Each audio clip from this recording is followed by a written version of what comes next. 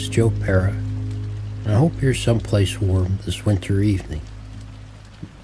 I'm in my basement.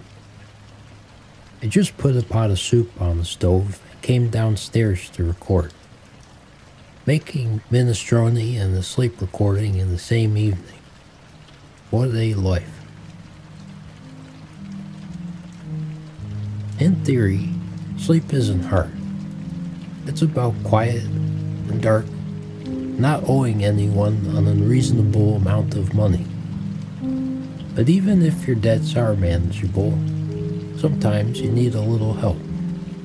There were times this year I could have used some myself. And so, in hopes that no one else develops a dependence on Advil PM, I wanted to revisit the old sleep stuff and make something new for you. Kinda like soup. When you get to the end of a ham, you throw the bone in a pot and it's the start of something else. It's not waste if you can boil it. I love that about soup. Another thing I love about soup is that, of all the foods, it is the most believable to me that a good soup or stew could change the course of a story. Say a character is about to die. They give him a sip of really good broth, and then they regain their strength and win the beauty pageant. It's a food that can bring about an immediate change. I mean, what's more believable to you? That you could eat spinach and get as strong as Popeye? Or that you can drink a ladle of hearty soup and get as strong as Black Adam? Glad you feel the same way. One time, soup even stopped the war. For a little while at least. In 1592, an army of Swiss Catholics were about to fight an army of Swiss Protestants when a large pot of milk soup was brought to the center of the battlefield. And instead of fighting, the two sides hung out and ate soup together. This is a true and charming story, but also, if eating soup comprised mainly of milk and bread changes your mind about going to war, what were you thinking? To the 16th century Swiss listening, you guys gotta ask yourself, do I want to run my neighbor through with a halberd because he's performing mass in vernacular? Or am I just hungry for bread and milk in a pot? The soup that's currently simmering upstairs likely won't stop any wars, but it was enjoyable to make. In case you're interested in the recipe, I started by chopping celery.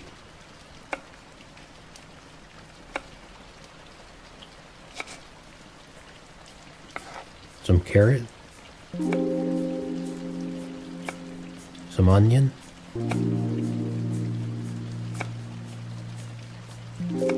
I'm a slow chopper. I am a slow chopper. I put them in the pot and let them simmer in olive oil until they turn translucent, about 7 or so minutes. I poured in diced tomatoes, broth, and some water, plus salt, red pepper flakes, and bay leaves. Studies have shown that Advil PM and similar drugs can cause memory loss, so I hope to remember to remove them at the end. After it simmers for 20 or so minutes, I'll add pasta, greens, and beans. And after that, some lemon juice or olive oil and Parmesan rind. But the part right now is my favorite.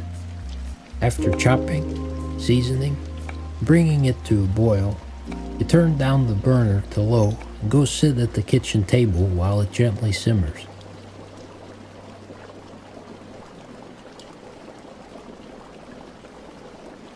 Sometimes I'll just sit there. Sometimes I'll read a magazine. Sometimes I'll call a friend. Earlier today, called my friend Joe Firestone. One of her soups went very wrong recently, and I wanted to ask what happened so I wouldn't repeat her mistakes. Hi, Joe. Hello. Could you tell us the story of the time you made soup that got you so sick you had to go to the hospital? I don't know what went wrong, but I think it was because I used celery that was old and also other vegetables that were old. And what happened was it created a storm within me. Were you upfront with them about what happened when you went into the emergency room? I said, yeah. You said my own soup did it? I said my own soup did it. I did this to myself. Wow. So they cuffed me, and then they gave me the right medicine. As you lay in the hospital, were you upset at the soup? I think I was upset with myself. You know, when you get poisoned from someone else's cooking, yeah, you're upset with them. But when you're poisoned by your own cooking, it comes with a despair that you can't keep yourself alive. That is it takes a little bit longer to get over. What's your next question? Did the soup taste good at least? Yeah, it did. Because you're trying to drift off, let's not dwell on the food poisoning stuff. Jump ahead to later in the conversation when Joe shared an interesting soup observation. Okay, but in Moonstruck, Olympia Dukakis is at a restaurant. She orders the minestrone. And this is when she's about to almost cheat on her husband with the guy from Frasier. And she eats the soup in this amazing way that I can't tell if it's how Olympia Dukakis eats soup or she was like, this is how the character should eat soup. How did she do it? She goes to the side of the bowl and dips her spoon in to let in broth and takes the soup spoon back up and brings it to her mouth. But she goes off the edge of the bowl. Interesting. Why do you think she did it that way? I think there's two ways. One, maybe it was a continuity issue. The other possibility is that she learned from an early age as a real person that if you go to the side of the bowl and not the middle of the bowl, it's actually cooler. And so it's not as hot because of this soup is actually making contact with a hard surface, a hard cool surface. Wow. She's the greatest actor of all time. Wow. How many times have you watched that movie? I know it's one of your favorites. I don't know, probably 100. It's so awesome. For Joe, many things go back to Moonstruck. It's her comfort movie, along with Trolls. I'm not kidding. I'll apologize to her tomorrow for revealing that, but it's too funny not to share. So we're even. Here's an embarrassing thing about me. One time, I drank too much. Moonstruck is a great comfort movie, but I would say my go-to is probably Tombstone, the 1993 Western starring Kurt Russell and Val Kilmer. Tell him I'm coming and hell's coming with me, you hear? Either that or American movie. You want to guess my favorite soup? Sorry, it's actually gumbo. Congrats if you got it right though. You can go to sleep now. If you didn't, you're welcome to stick around. If we continue to talk, I won't start worrying about how things are going with my soup upstairs. Will the flavors come together? Did I add too much salt? Will I eat it and have to go to the hospital like Joe?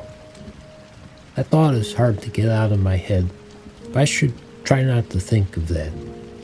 I should think of the other friends I called today, attempting to determine if there is a correlation between people's favorite soups and their favorite comfort movies. Hello. Hello, what's your favorite soup and what's your favorite comfort movie? Let's see, so favorite soup, I believe, would have to be French onion soup. And then comfort movie, that I think would be The Hobbit and Unexpected Journey. A good comfort watch, I think.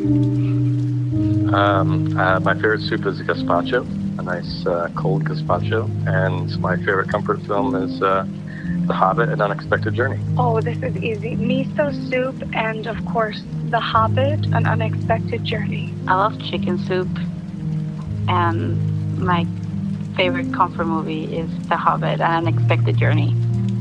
So my favorite soup is clam chowder.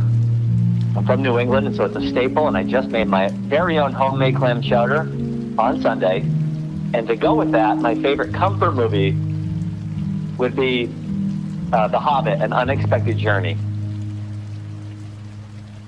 In conclusion, I don't think there is a correlation between soup and comfort movies, but perhaps there is between my friends. Also, I think my soup will be fine. I do. I use fresh vegetables. I prepared them properly. And I just remembered another thing Joe told me during our call. It happened to me again this Thanksgiving, though I poisoned myself again. You did it again? Yeah, I made a vegan meatloaf.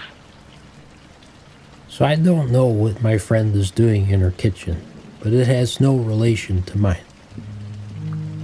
I do feel that my soup will come out well and will be nourishing when I eat it 3 to 4 times this week.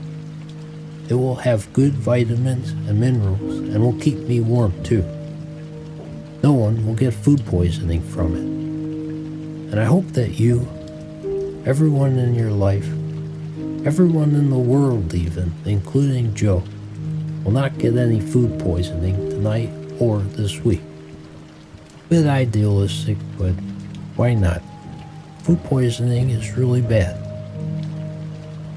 Alright, all of the universe was in one place.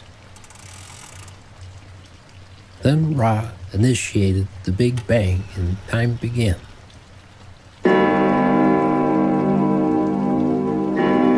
Moving forward, each minute dispersing the universe further and further in all directions.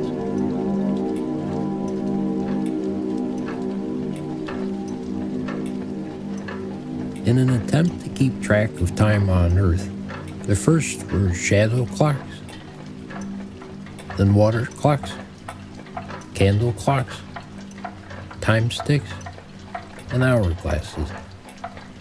And then, around the 14th century, European monks invented mechanical clocks so they could remember to pray on time, and that's when things got noisy.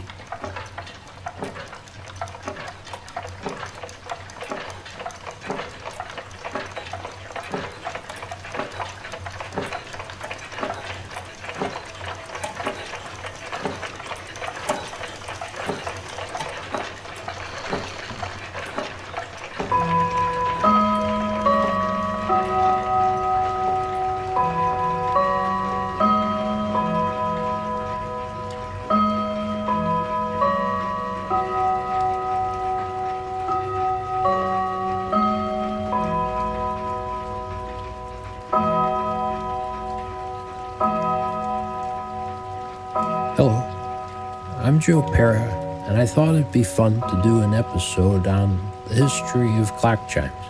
I know you love those bell tower classics, the Whittington chimes, the St. Michael's chimes, and of course, the Westminster chimes. But I realized that most of the sounds associated with time even nice ones, are anxiety-inducing, and that's not what we're trying to do. You've got to perform a complicated surgery tomorrow. I appreciate you joining me in my basement again, where there is only one audible timepiece, a small wooden clock from my grandparents' house. When I brought it from Buffalo, I thought its digital version of the Westminster chime would remind me of them, and it did. But after a few nights of being woken up hourly, I removed the batteries and adjusted the hands to rest at a respectable time, 8:35. However, I carried it down here and put the batteries back in so it could keep me company while I think the episode through. Are there any clocks going in the room you're in? Or do you leave the TV on and know it's 7:30 when you hear the Jeopardy theme? There's only one window down here, so if I don't have a watch, I can get a general sense of the time by how often the subway rumbles by a block away. Other noises down here include the hum of my furnace and the whoosh through the pipes when my upstairs neighbors flush crap down the toilet. But other than that, this basement is the quiet writing space I've dreamt of ever since I moved to New York in 1963. It's not a dusty spider basement. I got a couple lamps, a wood-scented candle, and a relaxing blue rug that covers the brown tile floor. In the corner, there's a hockey stick and ball so I can stick handle in small circles while I think. Keep the video games upstairs so I won't get distracted. What else? What else? There are some stacks of papers and books, but I try to keep my desk clear. There's just a cup filled with pens I like and Sarah's knife from the show. And yes, on my wrist is the dragon watch I bought for my trip to Miami.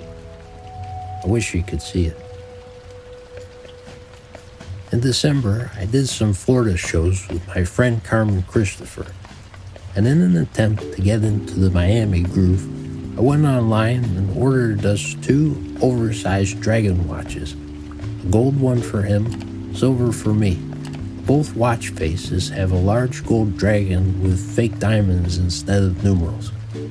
They cost $28 each, but we look like $1 million bucks. Better than any Rolex.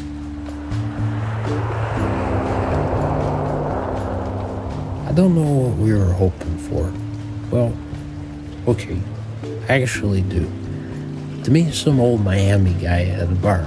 Strike up conversation as our watches give the impression that we are also millionaires with stuff going on. And then he says, I don't usually do this, but would you like to drive my Lamborghini around the block a couple of times?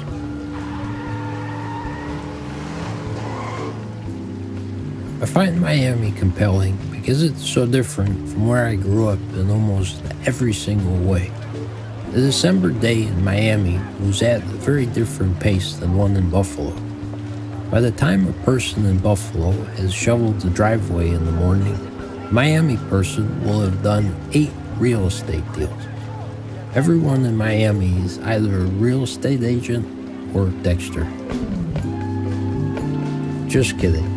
I know that there are a lot of honest, hardworking people in Miami, and though I hardly care about fancy cars or watches, they are trinkets. I do like Cuban coffee and swimming in the ocean.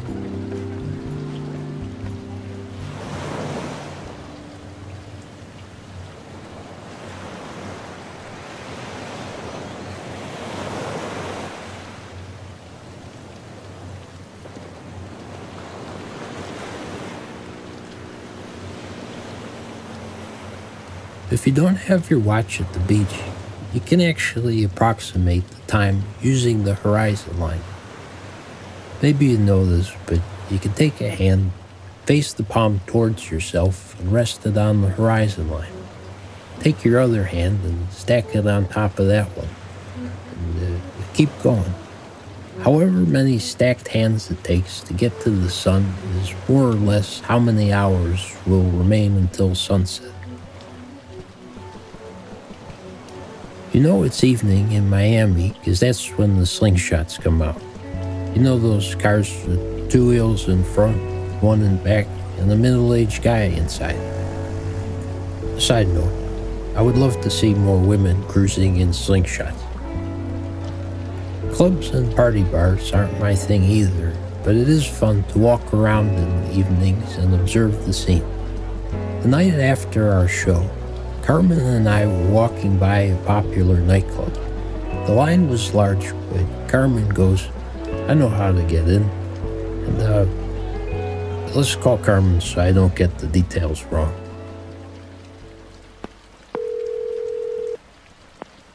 What's up, puto? What's going on, Carmen? What's up, buddy? How are ya? When you told the bouncer you were on FX's The Bear, did you think it would work? Not really, but I was down to. Well, let's tell them the whole story. Is that we should try to get into this damn club? There's a huge line, and we're like, we don't want to wait in the line. It's like 2 a.m. So we were like, how do we get in? What makes us like Miami? And then I was like, it would be funny if I went up to him and said, "Hey, man, I just want to let you know that I'm on FX's The Bear, and I think that the people in there would want me to. They'd be pretty excited if I was in there."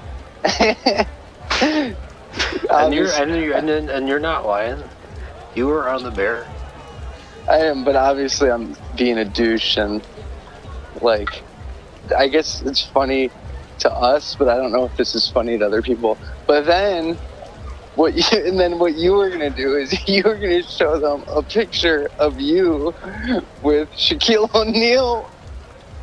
Sorry to cut Carmen short, but I feel I need to preface this. When he got shut down by the Italian bouncer who had never heard of The Bear, it kind of became a fun game for us. As he said, long story short is I don't think we were going to get in based off of our looks. So I racked my brain as hard as I could. Then I went online and found the photo. I showed Carmen and he started to laugh. It was from an event called Upfronts for Turner Network in 2017. Basically, each year, the TV networks have a thing where they present the upcoming shows to advertisers in hopes they'll buy ads. I know, it's a hullabaloo, and show creators and actors are more or less told to come parade around. The night before that, however, the first season of my show had premiered, and we celebrated with crew, friends, and yes, some alcohol. So at 8 a.m. of Upfront event, I get up a little hungover, throw on some khakis, and arrive just on time. People are everywhere in suits and stuff. I hardly know anyone. Then the voice says, "Joe, come here." I get pulled into a group and they snap a photograph. Later that afternoon, an Adult Swim person texts and says, "That photo is one of the funniest things I've ever seen." So I look it up, and there I am standing with my eyes barely open next to the CEO, plus Shaq, Anderson Cooper, Tiffany Haddish, Chris Pine, Amy Sedaris, and basically every executive. If you want to see the photo, I put it online at joepera.com/thephoto. What you're imagining is probably pretty good too. I had no idea at the time, but doesn't Shaq look like he could crush that man?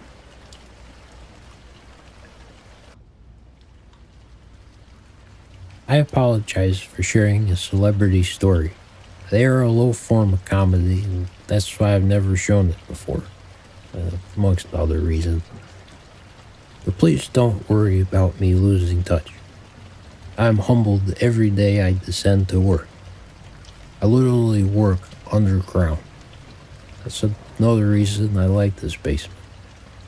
Besides, I mean it when I say that the only people who are celebrities to me are my niece and nephew.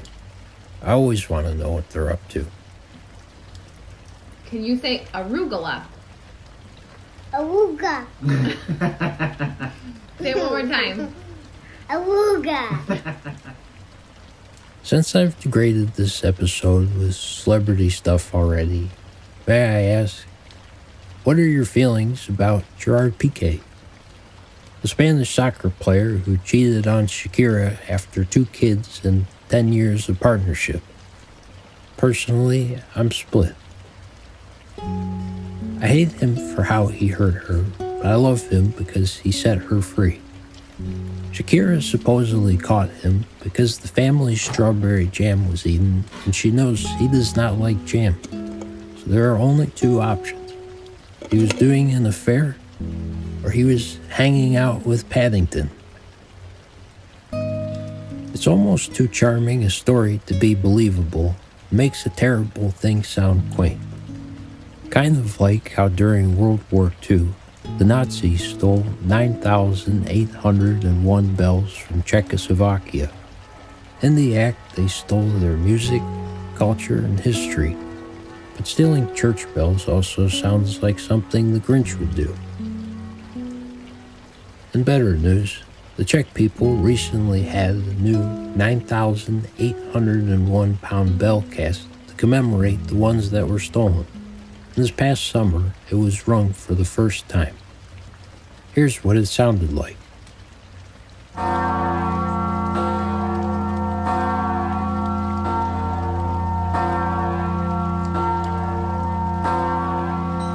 Each bell gives not 1, but 5 tones when struck. The hum, the prime, the octave, the 5th, and the minor 3rd. See if you can distinguish them in this recording.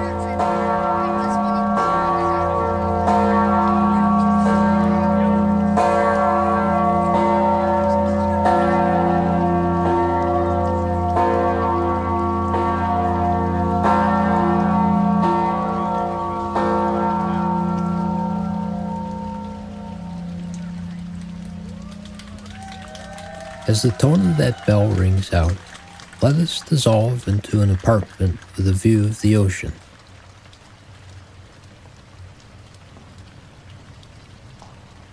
Sunlight comes through the floor-to-ceiling glass windows. We are very high up. Almost all the decor is clean white. The floors, the walls, the rugs, and the sofa, which is one of the largest you've ever seen. All this white interior is broken up by some modern art pieces on the walls and floor. The last thing you saw at a museum and thought, okay, that's a cool looking piece of crap. A rocking chair done in green chrome, or a neon Homer Simpson. A big shiny piece of nothing. Other than a small bit of dust, there's not a single mark on the furniture. And the high-end stove looks as if it's never been used. No one can live here, can they? Nope. If you guessed that we are in one of Miami's ghost condos, you are correct. Bought as an investment, but never used. If you walk by on the evening, the lights would be dark. Let's put something nice on the music player there.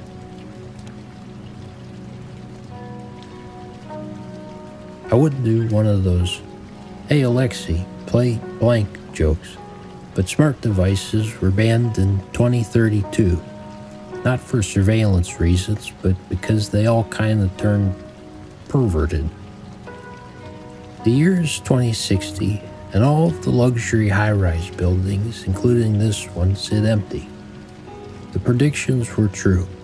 60% of Miami-Dade County is underwater. You slide the glass door open and walk out onto a balcony. A gentle ocean breeze warms your face. You look down and you see that the salt water comes right to the base of the building and past it too. Everyone moved to Buffalo and were welcomed so long as they denounced the Dolphins and accepted the bills. So, it's just us. The apartment is yours to explore, the whole building if you want. You can just sit on this balcony in the lounge chairs a hired decorator bought long ago. If you hold up your hand, the sun is a few fingers away from the horizon. There'll be a Florida sunset soon. Yellow, orange, pink. But not yet, so I will share one final thought before I head to 1997. I think that's where the next episode about turbulence will begin. There is a piece by composer Gavin Bryars titled The Sinking of the Titanic, in which he has musicians play a hymn over and over. As the piece continues, though, the melody grows increasingly erratic and muffled, as if they were the band playing on the Titanic as it went underwater. It'd be funny if there was a piece called The Sinking of Miami, except it's just the Pitbull song repeated over and over. I know you want me, you know I want you. I know you want me, you know I want you. I know you want me, you know I want you. I know you want me, you know I want you. I know you want me, you know I want you.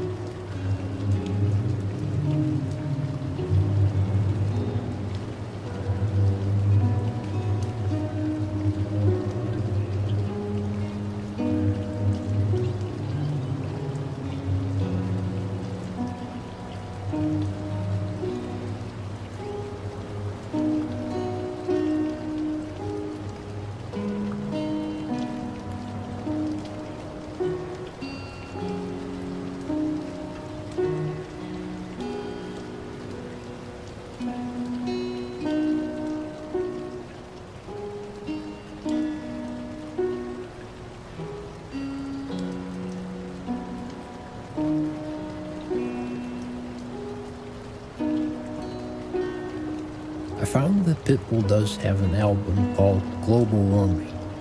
I listened to the whole thing hoping to find a solution, or at least some guidance to share with you. But all I found were the lyrics. I know you want to give me a piece of that ass. I can see it in your eyes. Yeah, yeah, yeah. Timeless. And it's nice of you to join me for another Sunday evening in my basement. I've even had some time to organize it a bit since I returned from doing shows in Arizona. It was a nice trip. I'd heard that a lot of people had moved there in recent years and that there was a loss of local character as it grew. But I disagree. I went to the gym in Phoenix and there was not one, but 3 guys working out in jeans. Upper body only. Hey, the West wasn't won/stolen by guys with big juicy asses. Arizona's still Arizona. Before February, I'd only been to the state once before, but I have a vivid memory of being on the airport shuttle bus at 5 a.m. and there was the most beautiful sunrise.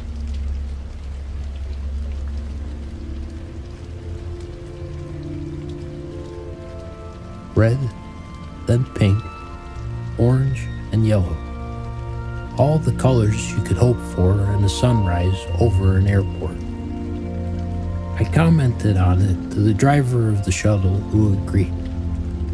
He said that the sunrises in Phoenix still impressed him after 20 years, having moved from the East Coast for a relationship that fell apart within a month.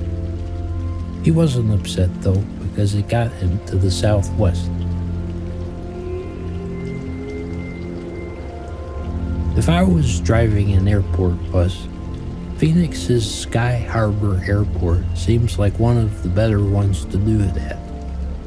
I think it's the best named airport, though I'd understand if you'd argue for Batman Airport in Turkey. That's real. Sky Harbor Airport.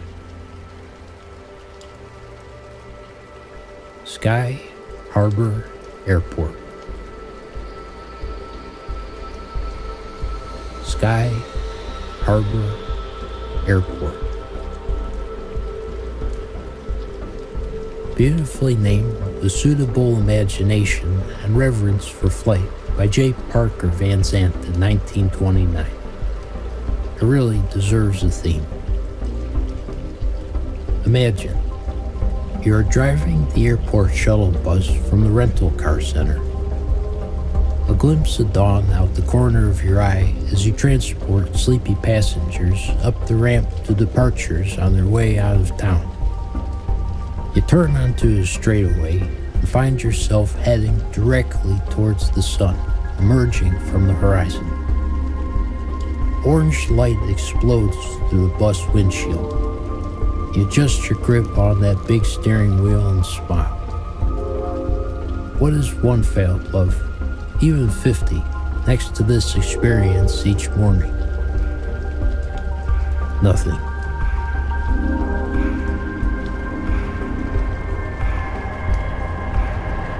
The first flight of the morning, the 737 on its way to San Diego, flies directly overhead.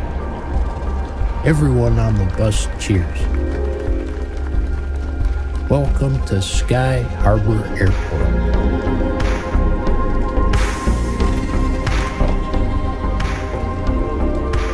Watch your step and let me know if you need help with your luggage.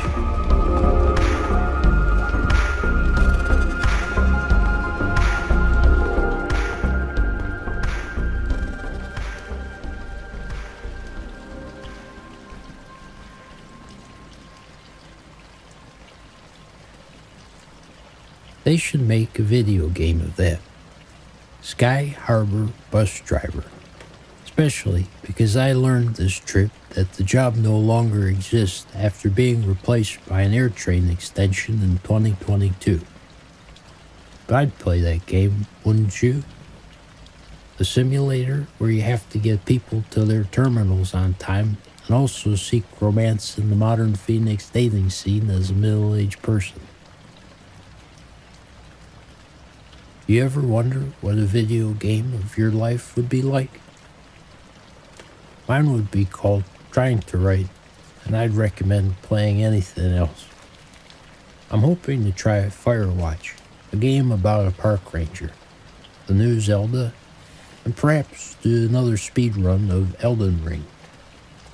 It's stuff I could have never imagined when I was playing Lilyhammer Winter Olympics on my Game Boy, or Age of Empires on PC. I do have a tendency to get sucked in, and that's why, in the decade before the pandemic, I hadn't played them at all. When I turned 18, I decided I should pause for a bit if I wanted to get anything done. But stuck inside, I got a setup in Red Dead Redemption 2, the Western game friends had told me about. Forgive my enthusiasm, but wow. It was hard to do the controllers again. Things have sped up. But once my thumbs got their strength back, I was traveling west with my new gang, robbing trains and occasionally sneaking off to do some fishing. Part of me felt like a painter popping my head into a movie theater for the first time and realizing, oh, the medium I work in is history. Why would you want to watch an outlaw show or movie when you can be in one? A moment that stood out was when, after hours in the wilderness in western towns with dirt roads, you enter a cobblestone city influenced by New Orleans on horseback, and you feel the turn of the century. You're wearing the animal skin jacket you're so proud to have acquired, but it looks so out of place as people around you ride trolleys in fancy suits. No book or movie has given me that feeling to the same degree. This will sound sad, but some of the best times I had during COVID were playing Red Dead Redemption 2. Not even the missions, just roaming around the snowy mountains till 3 a.m. with my horse, Dog Liani, rest in peace. Me and my cooler tougher avatar, Arthur Morgan, also rest in peace, would just ride around the digital nature and I would feel a real calm. Probably spend as many hours with Arthur as anyone else during the early pandemic, and was nervous as heck to speak with Roger Clark, who played him, on the phone.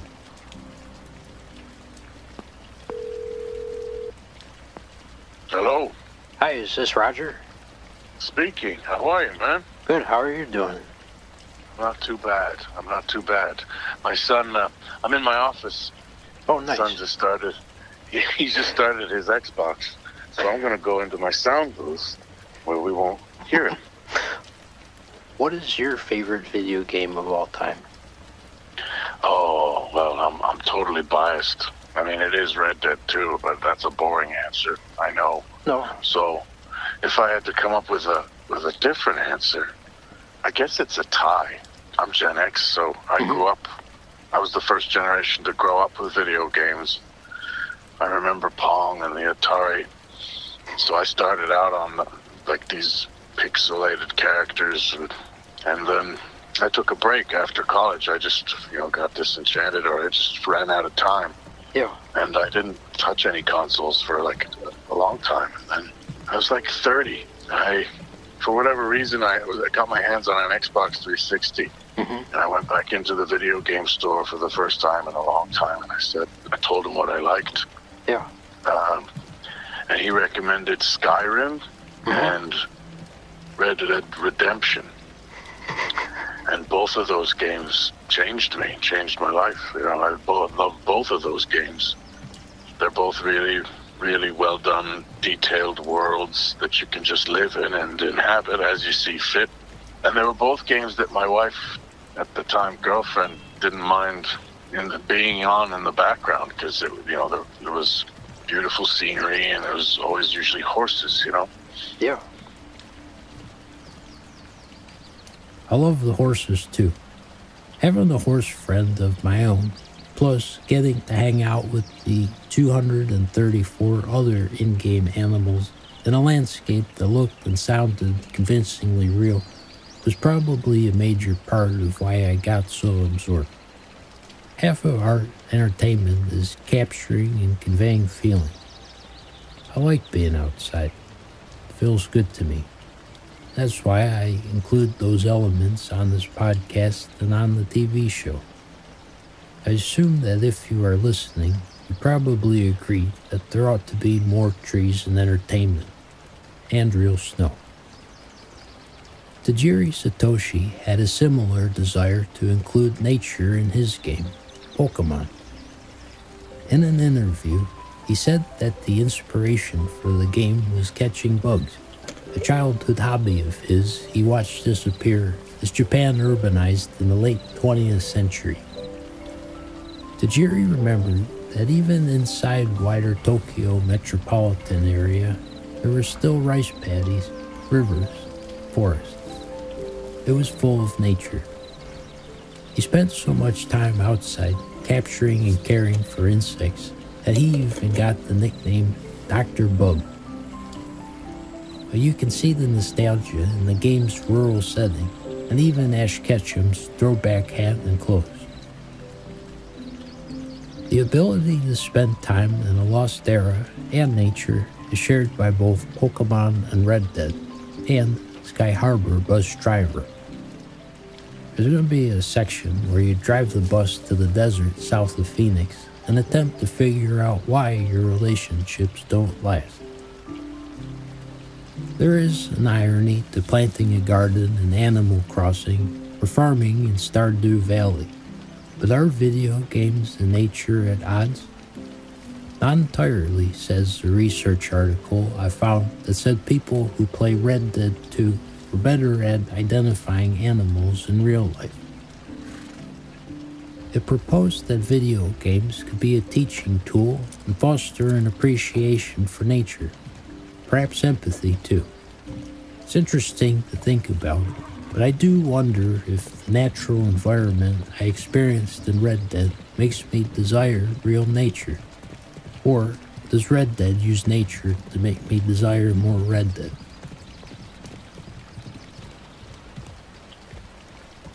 The human quality Roger and other actors brought to the game made it special as well. You spent 4 years with the character doing motion capture while doing the games? Yeah, almost 5. It was 5 years, almost exactly to the day. Yeah. Wow.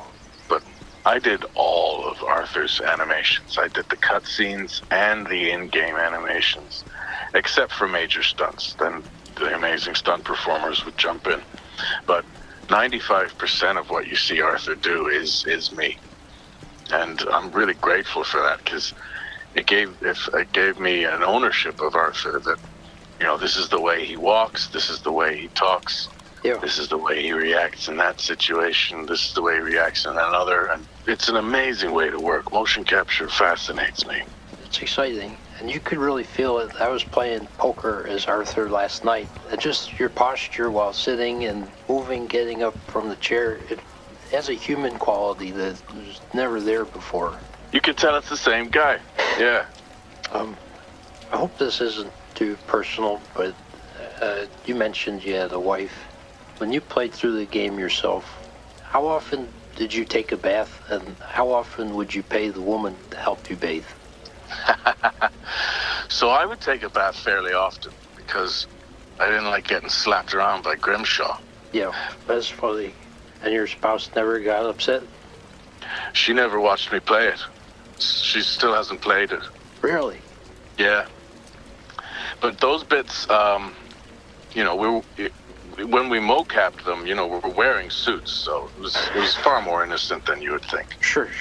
Yeah.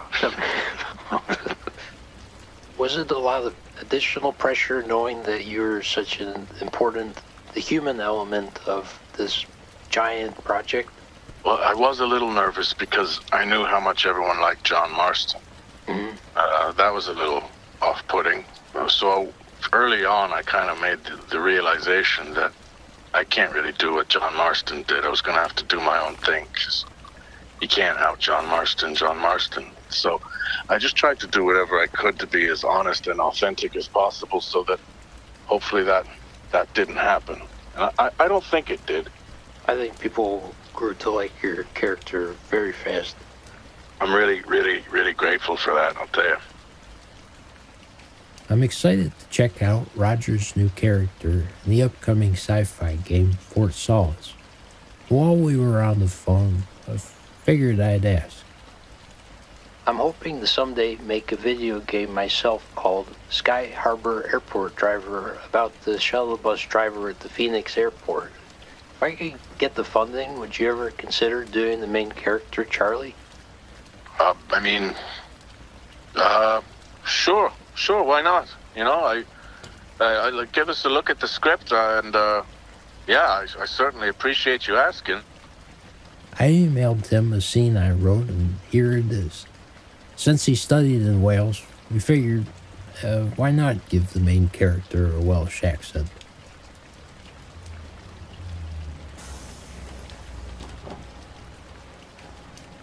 I'm putting it all on the table right now. I have a good heart.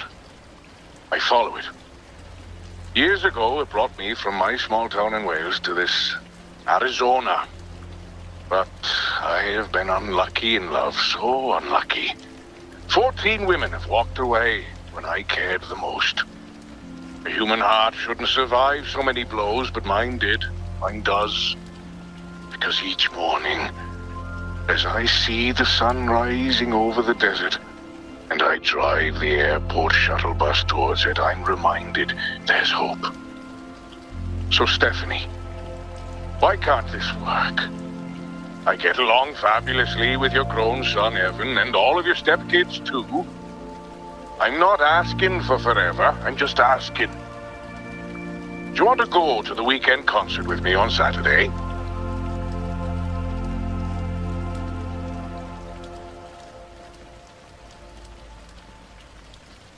Yes, it's very, very powerful. Does this mean there'll be a playable version of a weekend concert? Yep. That's incredible to think about. Well, there's no way this doesn't work out for this guy if she goes with him to see the new King of Pop. Sorry, Bruno Mars. You know, could you imagine at an 80,000 person stadium and they sway together as The Weeknd sings that one song of his about fingering a woman?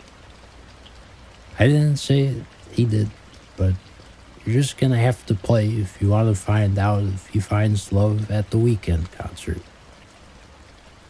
It was a joy to talk to Roger for many reasons, but in part because briefly it felt like I had my friend Arthur back. If you don't want a spoiler, you can fall asleep now. But for a while during Red Dead, you just think it's some good old outlaw fun. However, halfway through, Arthur contracts tuberculosis and you realize that the game is about loss, and you experience him die for the next, 20 hours. And the loss doesn't stop there. You lose your horse. You watch the West get subdued, and there's nothing that you can do. You can start the game over and bring him back to life, but he's only going to die slowly again. It's pretty heavy to make players consider whether our own fates are baked into our character too. I suppose one advantage of the real world is that someone was able to craft the tuberculosis treatment. I combined all sorts of in-game ingredients but could not manage to make isoniazid. Maybe loss is part of all video games. Loss of time, sleep, $45,000 in microtransactions. I actually only lost 12, but I'll tell you that story another time.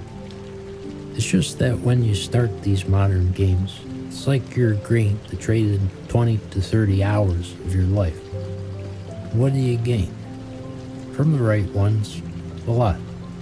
You get to experience life from another point of view and spend time in an alternate world, which can make you reconsider aspects of your own. Playing these games reminded me that there's more possibilities than I typically consider. I will now occasionally think, why don't I climb that? What is stopping me from wandering around till I see a guy and ask if he has a mission to help with? Or why don't I steal a cart tomorrow? Or, we all just share vehicles.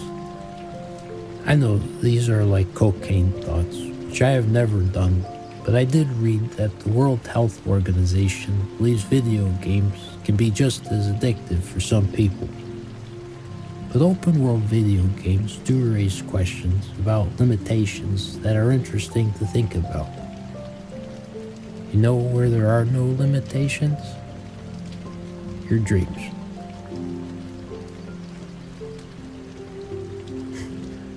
What if I had said Mark Zuckerberg's metaverse? You really gotta check it out. No, I could go on all night. This is such a big topic, but send me your game recs and let's return to it another time. And then flat. True fact. That's what they call apartments here. It's on a busy road, so you may hear a bus or two go by. It's raining a bit too.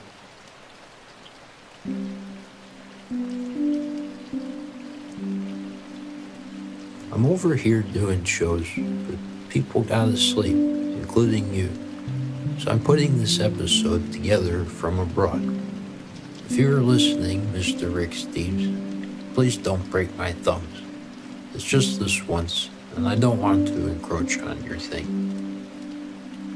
It has been a little scary to figure out the episode while traveling. However, knowing that Juliana Barwick is doing the music makes me feel alright. Even if I just went out and recorded The Drunkest Man in Britain, her score would still make it a beautiful experience. Honestly, not the worst idea I've had. I've been told he is in Newcastle. I was inspired by my first time in Ireland last week and thought it'd be nice to set this episode there. Give you an audio tour of some places I visited, like St. Stephen's Green.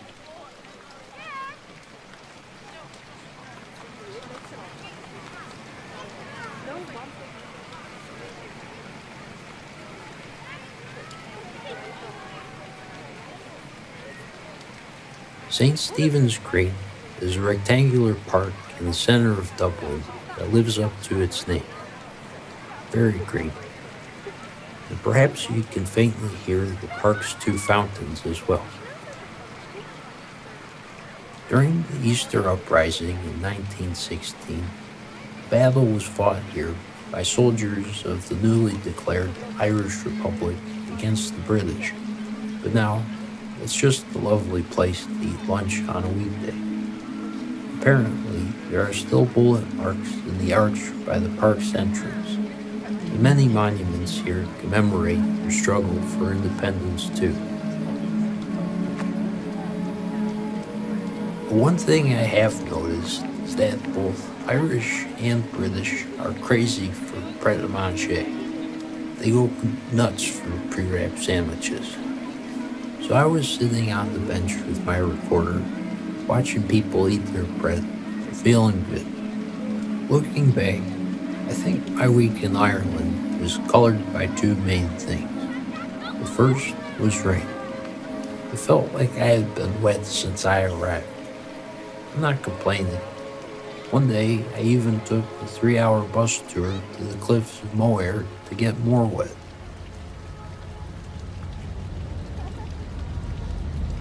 All the sea water coming up. Oh my goodness, there's a family out there. Very dangerous for them to be that close to the edge there.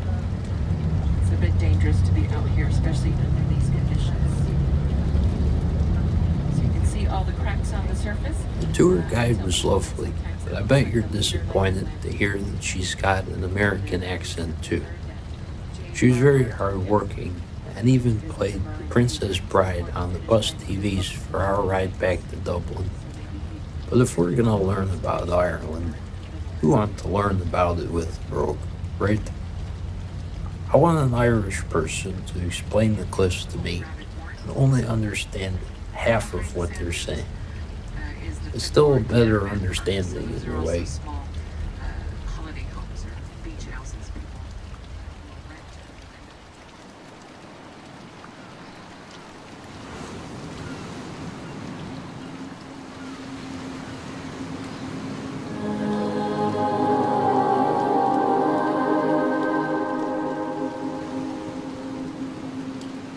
The cliffs of Moher are 5 miles long and rise up to 702 feet above the Atlantic Ocean on Ireland's west coast. They are home to over 20 different species of seabirds, including razorbills, kittiwakes, peregrines, and everyone's favorite, puffins. I was surprised birds want to live there at all, because the wind and rain was like none I had ever experienced. We decided to use Juliana's majestic score instead of my recording, because here's what it sounded like on the day I was there.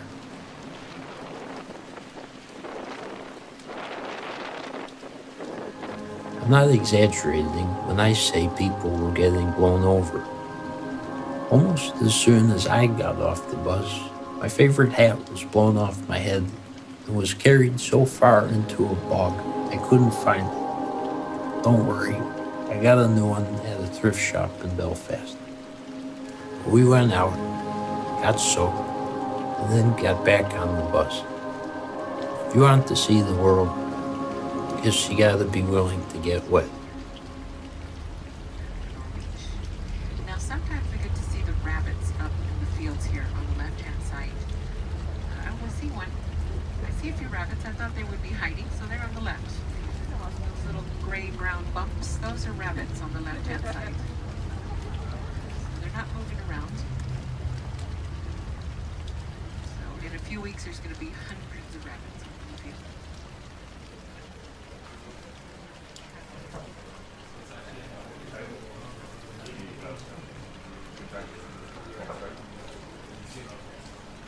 Here's some chatter from inside John Fallon's pub at 4 p.m. in the afternoon, established 1619.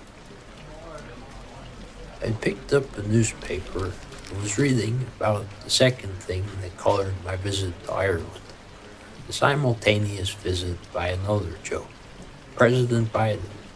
and it was all anyone was talking about. I'd walk by some newspapers, and the front page would read, "Welcome home, Cousin Joe." And I'd say, "Thanks. Ha ha ha ha ha." Kinda gets lonely while traveling alone. I was actually approached by the Secret Service while there. They said, "We've got to talk." And they told me that President Biden loves this podcast. That is why he's so sleepy and why I've got to stop.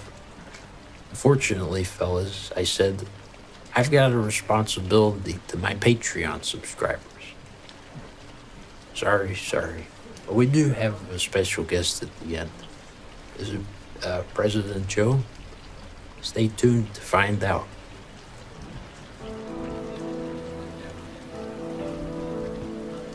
The pubs in Dublin live up to their reputation, and the beer is good. I like how some don't play any music either. But one thing that amused me is that the conversations I was hearing sounded like ones I could hear anywhere. Dublin is an international city, and I don't know what I was expecting.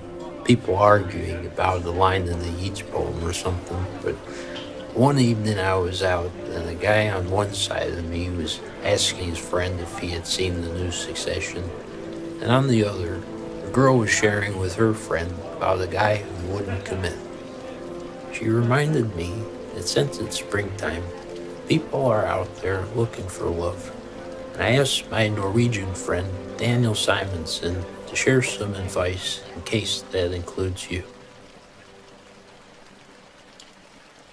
For people hoping to fall in love this spring, what advice would you give? I think just every day you should say to yourself, I'm not looking for love. And then, it would just magically appear. Yeah. So, yeah, it's all about trying to not be too desperate, If you find someone you like, you can't show it too much. You gotta hide how special you think they are. Do you have any techniques for that, for hiding? Just be very emotionally shut off. Yeah, don't share too much. At least not in the beginning, I think. Sometimes, if you like someone too much, they almost like you less than if it seems like you don't like them so much. Yeah. It's a very strange game, the whole game of love. Yeah. I don't disagree. I mean, what's your advice so far is to tell yourself that you're not looking for love. Then when you find it, don't show it. Yeah. So it's almost like you constantly have to work against your own instincts and put a lid on all those feelings, So someone is hoping to find romance this spring, they should put a lid on it. Yeah, it should be their least priority. What would be their top priority then? Money, capitalism. And the Instagram likes too. That should be on the top. Do you think that spring is a better season than others to fall in love? Oh, yes. It's the best, isn't it? Because it's not too warm or not too cold. So people are physically comfortable. Yeah. Also, I think people feel hope in spring. There's a lot of hope. People are, I'm gonna change. I'm gonna, this is my year or whatever. And that's a good time to snatch someone. Thank you.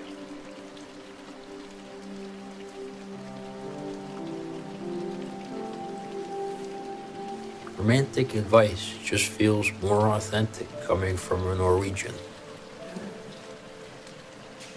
There seem to be some people on dates in the Green, as well as at the National Gallery, which houses some of Ireland's finest art. Fortunately, the Irish wing had been blocked off for Joe Biden's visit, so what you are hearing is me sitting on a bench with my recorder pointed towards a very large painting titled Visit of Queen Sheba to King Solomon. painted by Lavinia Fontana from Bologna in 1599.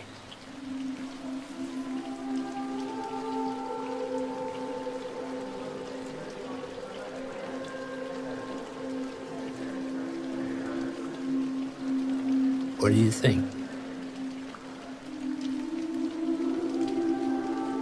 I'm not sure I completely agree with Daniel's advice, but do feel that if you are hoping for something, it does help to put it out there.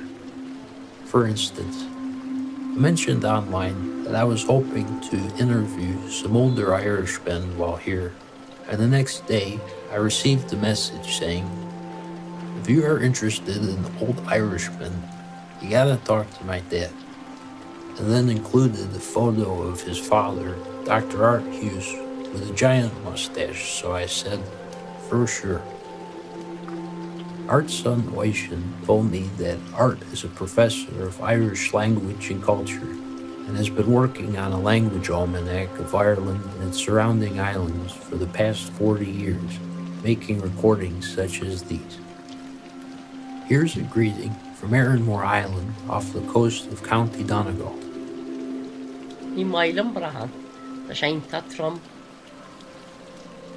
Here's a greeting from Lewis Island off Scotland. Kimmerahau. One more time. Kimmerahau. We met up in the theater before my show in Belfast, and I'm so glad we did.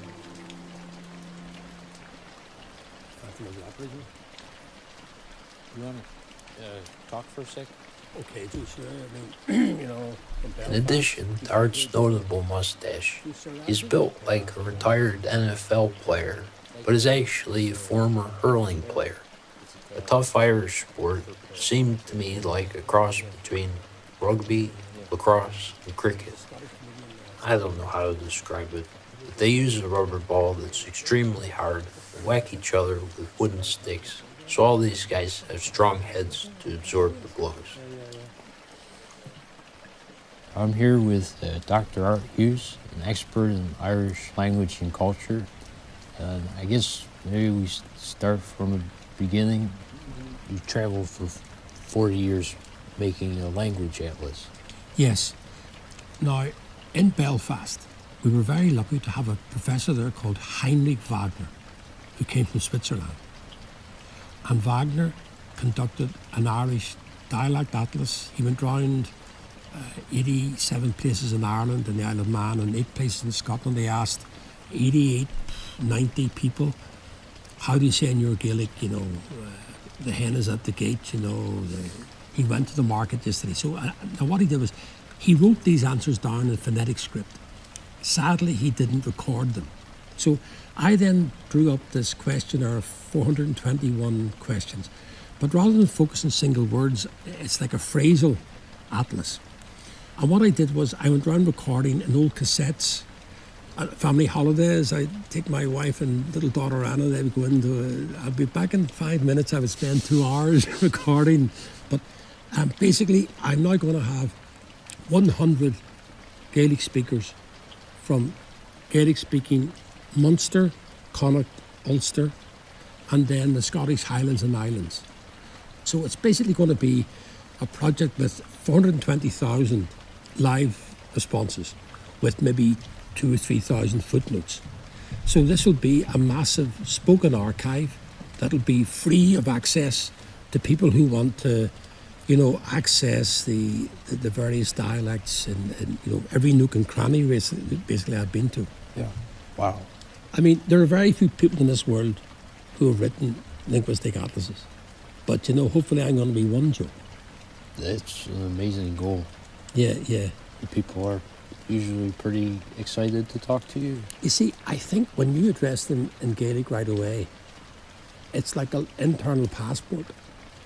So there's a trust thing, you know, I feel very lucky and privileged to be able to, people to bring me into their houses and talk, and then they would give me food and stuff, you know. So it's a very, on the human front, it's been a wonderful experience that way, Joe. Yeah. Table and food, drink, be it alcoholic or non-alcoholic, tea, people sitting around, Joe, talking like this. I think, you see, I know people want, movies with like FBI agents and car chases and stuff like that, but a lot of people out there, your listeners, Joe, they want to just have a fairly quiet time, slow it all down, and listen to people speak about what makes them tick. And I think that that these platforms are crucial for us as a species to slow it all down and spend a little while listening, relaxing, and just calming things, Joe. I mean, that's kind of my thing. What makes Irish language so special? Well, I think, Joe, that every culture, every landscape has a rapport with language, for example. With the Gaelic language, you're talking about a rural language, really. And this rural language, a lot of the landscape, Joe, is in Gaelic. For example, Sleeve's a mountain, Moor is small, Big is Balla is a townland, Inver's an inlet, Crook is a hill, Carrick is a rock, Shra is a pasture by a meadow.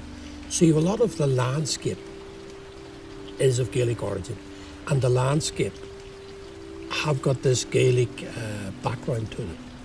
So, if you like, the landscape will speak maybe to the Gaelic speaker more than it will to, the English speaker, because there's a connection, or there's a deep rapport between how places are named and then, the native language.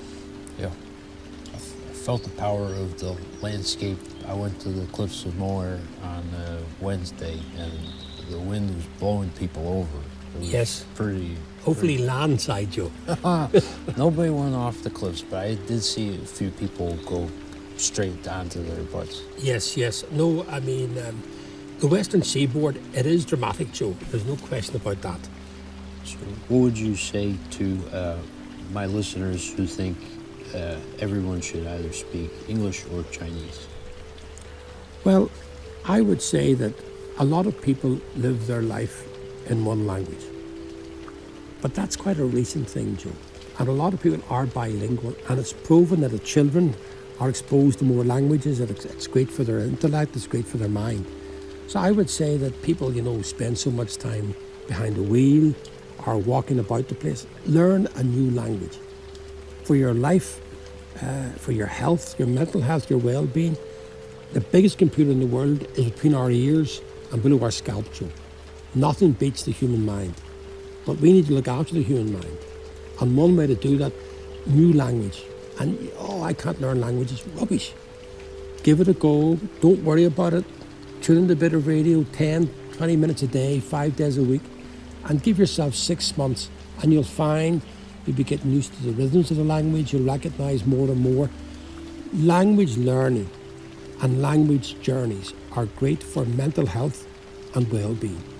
I would say to anyone who hasn't tried it to start tomorrow and do it. I don't want to put you on the spot, but is there a poem or a paragraph from a section of a book that really you find is calming or particularly beautiful to share with listeners as they fall asleep? Well, I translated this book called The Big Drum from Shaston McGuinness and Drum and Moore. But Shaston McGuinness, he was almost like a philosopher. But there's an old proverb that says, truth is bitter. But he said, they say that truth is bitter, but believe me, it's not bitter, it's harsh. And that's the very reason why we avoid it. Jershid gwilin yirin na shadow, a kid misha, ni shadow atashi a garo, agus shinan fa a shahandari. Wow. That's great. Thank you so much. Cool. All right. Good to talk to you, Joe. Yes, thanks. Let's, maybe we continue over beers or something.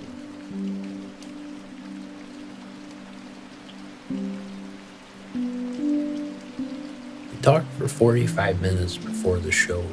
I could have kept listening to art all evening. In my past year of touring, I got to see more places than I ever had before.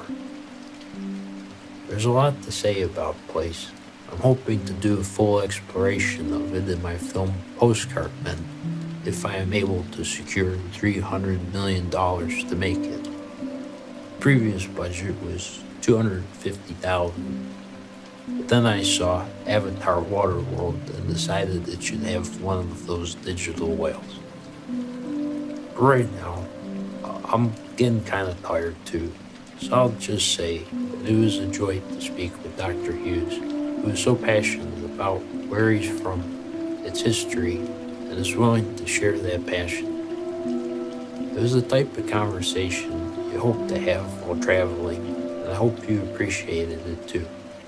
And I hope you're in a warm, dry bed, nearly asleep, but determined to wake up tomorrow and learn another language. And figured we could listen to some of the voicemails I received while I put my shirts away.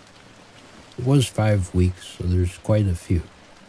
Plus the nice ones some of you left me about what you've got planned for your gardens this summer.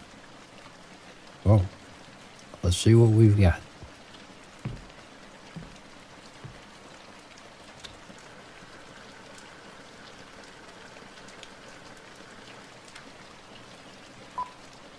Howdy, Mr. Joe Pera. This is Chris Catalina calling to see how you're doing, how you're holding up. Hope you're doing well. Give a man a call when you can. Ciao. That's a nice one. Good afternoon. This is Billy with FedEx Trade Networks. I'm calling in reference to a shipment I'm trying to clear. I do need some additional information for clearance. If you can please return my call. Thank you.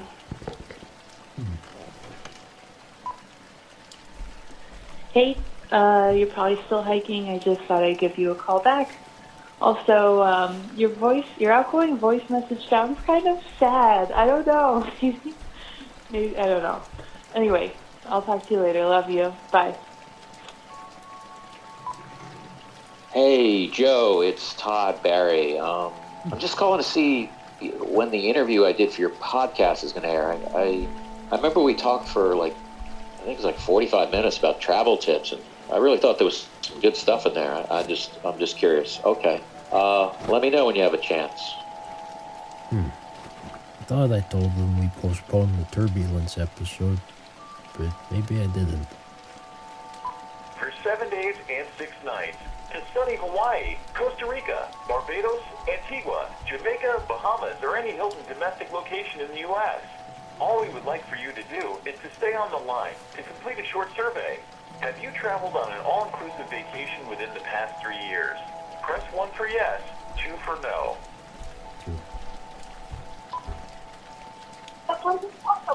Like the way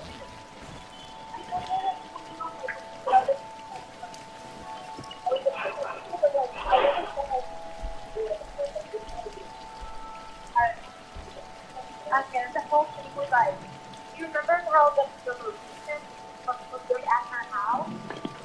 Okay. What dial? Hi, Joe. It's Olivia. Just letting you know we're getting very close to closing the James Bond deal. They won't agree to the line changes you suggested or doing your own stunt. The scene where James Bond gets kicked in the head by a professional soccer player is just too dangerous for you to do. Good news, though, is that I got them to agree to pay you in smoked salmon. Nice. More soon. Bye. Hey, Joe, it's Todd again. Todd Barry. I just realized that I told you the wrong suitcase brand when we talked. It's actually Travo. Yeah, I don't remember the one I mentioned to you, but it's Travo. Okay, that's all. Thanks, Hi, Jen. This is Julie Hyam. Oh, wrong number. I got up this morning and I was fixing my hair, and I thought, boy, seems like I need to go to Jen's. And I looked at my calendar, nothing was on it. And I checked my purse, and sure enough, I wrote it in there. I am so sorry. I didn't want to miss that appointment. I'll make it right with you. Could we make another appointment? I am really sorry about that. I know I messed your day up terrible. All right, give me a call. Bye.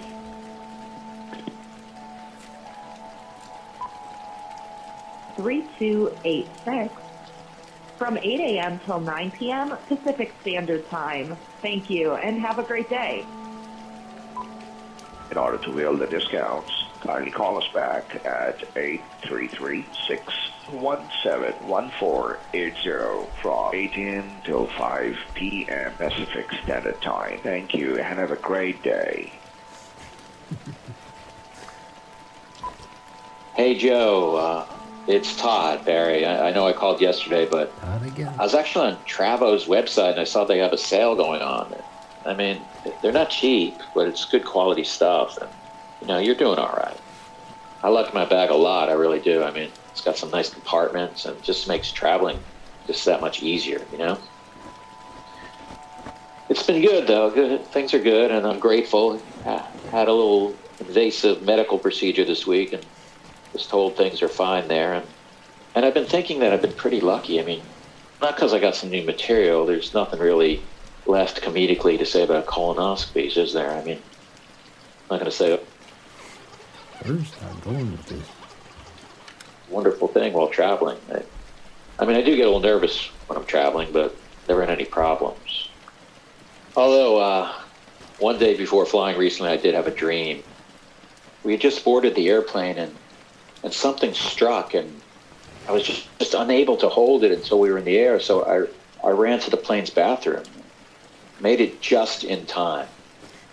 But then the plane started to take off, and I was in there, I was like tilting backwards. What? That everyone on the plane looks back at me, and I'm like stuck with my pants down, unable to get up because the G-forces have me pinned against the toilet seat. And she yells to another flight attendant, tell the captain to eject the lavatory.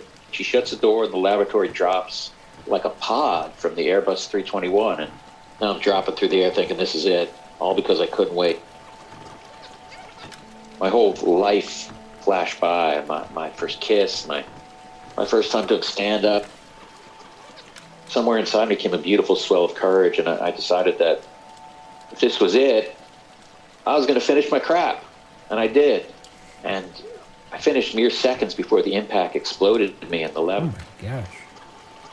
Great to get paid again, But I got subscriptions to a lot of magazines. Anyway, I don't know. I just thought maybe there's a place for that on the podcast. It seems like it could fit nicely with the travel tips. Well, all right. I should probably go to bed. Let me know when the interview will air, and, whenever you get a chance.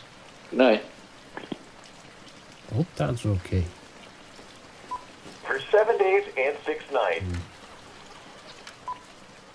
Hello, this message is for Pera. I just have this. This is for prevention department calling to verify if someone inactivity in your account. This is not a sales call. We're attempting to verify activity in your account, and you may speak with any representative at the issue call. Thank you, and have a great day. Oh, shoot. What's going on? Let me log into my account real quick.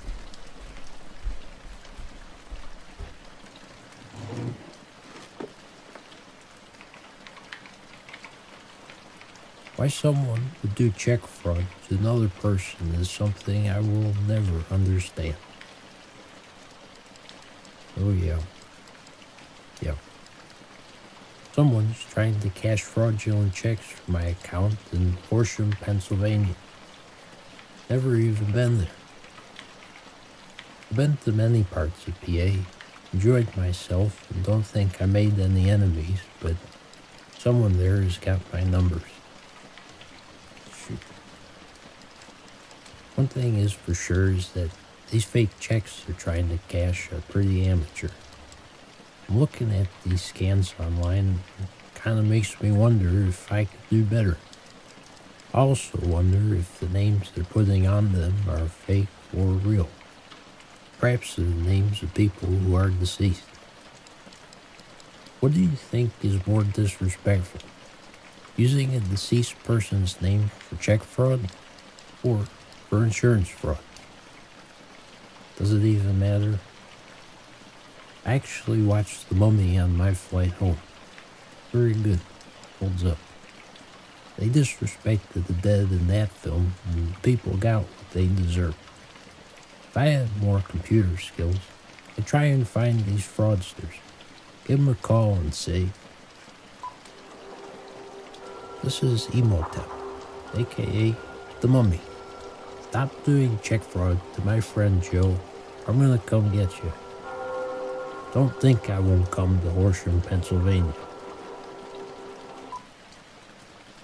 How far would you go to protect the honor of a loved one whose identity has been stolen and is being used to conduct check fraud? Hopefully, all the way. I guess I'll have to handle this tomorrow. I'm slowly remembering all of the other stuff I have to do as well. It's rough getting back from a trip. Let's see, what other messages have we got?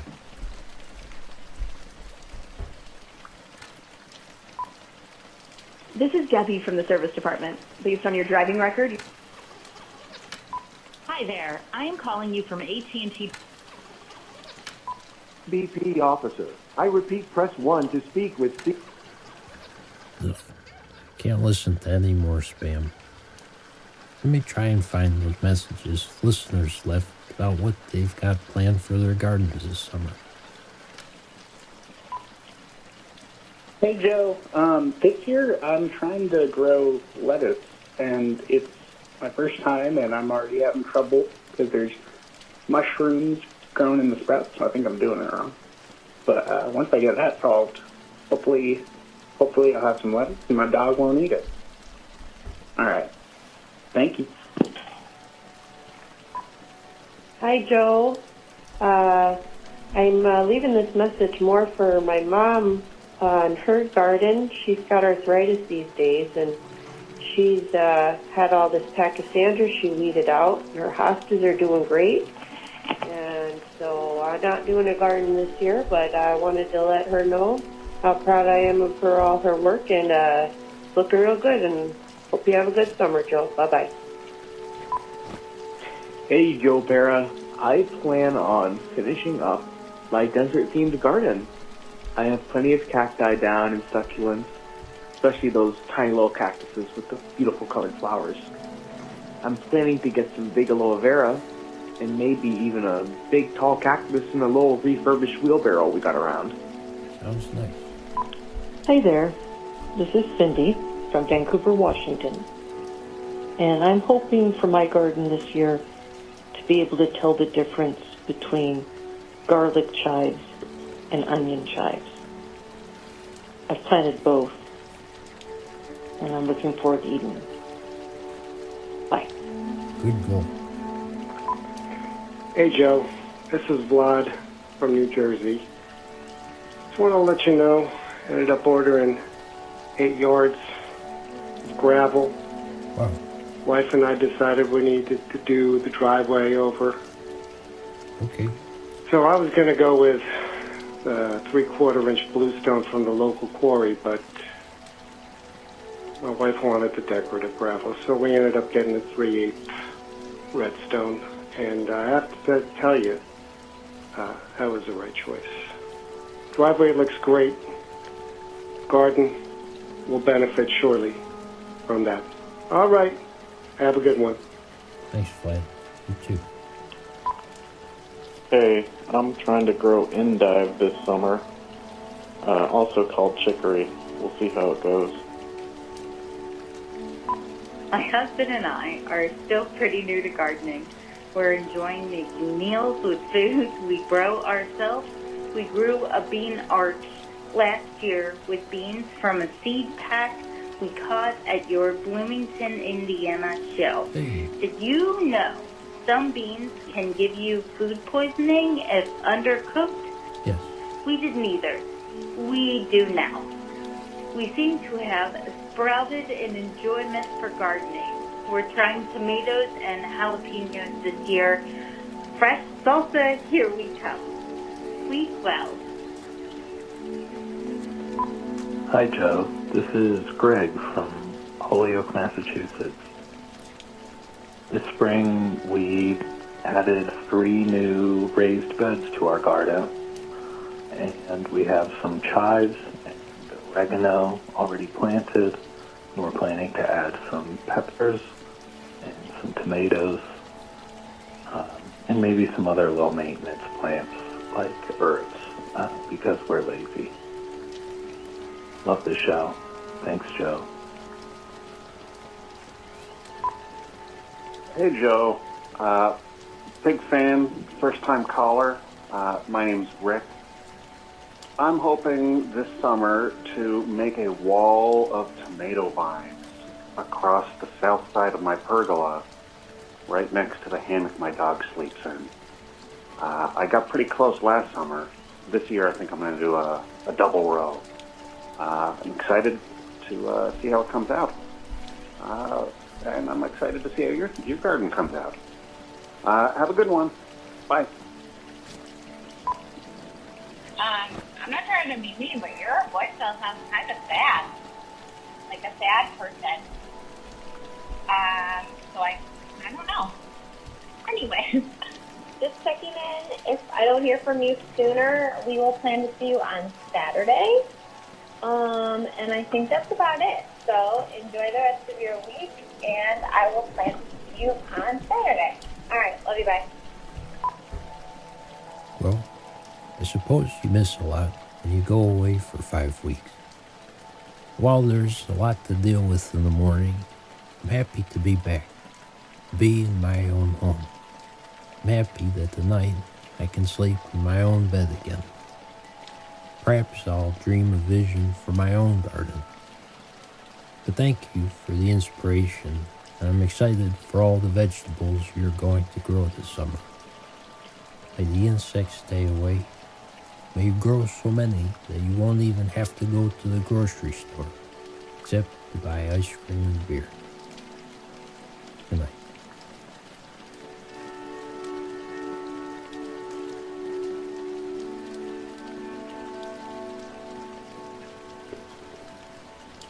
Music by Yola Tango.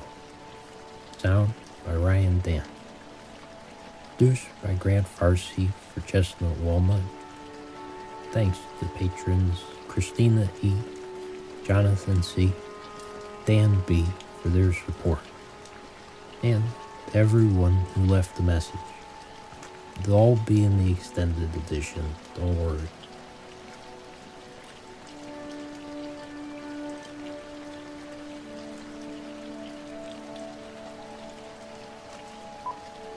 Hey Joe, it's Todd. Todd Barry. I know I called yesterday, and I think I may have called the day before that also. I don't know. I don't want to have like an uncomfortable conversation, but I just feel like you said it was like a specific date when my podcast episode would air. And I don't know. It's just like I had like my friends in Florida who were gonna have a listening party to listen to the podcast episode, and they made arrangements for food, and they like ordered pizzas and stuff, and I think they made a cake with like your podcast logo. This is like a big deal, but I don't know.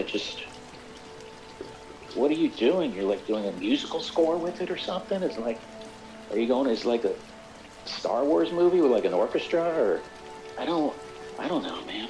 This is a long message I'm leaving you. Yikes. All right, Joe. Just just let me know when you're gonna air it, and have a good night. Bye.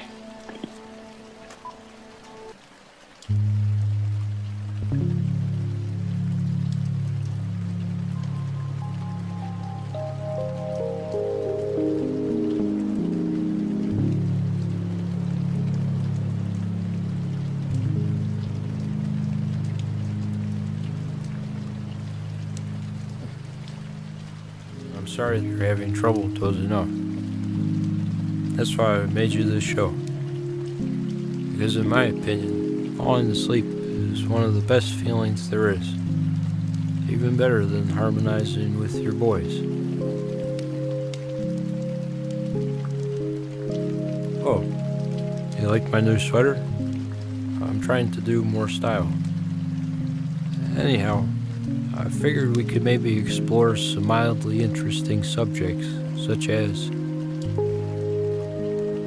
how come people don't cheer after every firework? Or perhaps do a guided meditation to help visualize yourself as a grandparent? Or well,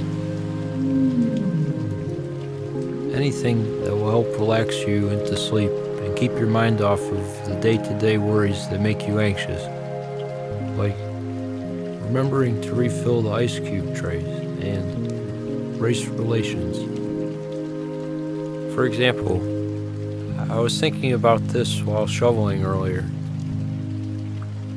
When Stephen Hawking cheated on his wife, she must have felt pretty sad. It was a terrible thing to do, and I don't want to defend him, but try thinking about it from his perspective for a moment.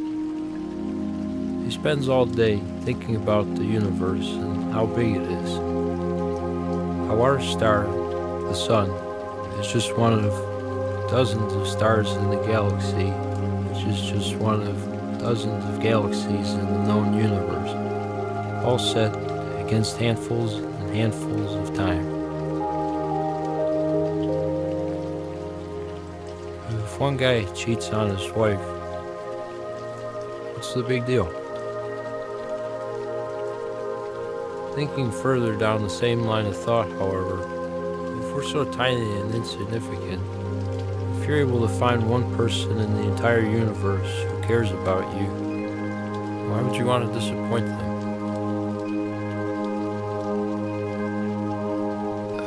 So ladies, if we get married, I promise I won't cheat on you. That said, good luck locking down this Bengal tiger. I ain't going to the zoo so easy. Just kidding. I can't wait to go to the zoo. Speaking of marriage, did you know that the phrase tying the knot is a reference to how they used to use pretzels in Swiss wedding ceremonies a while ago? Here's some images of pretzels being made that I'd like to watch.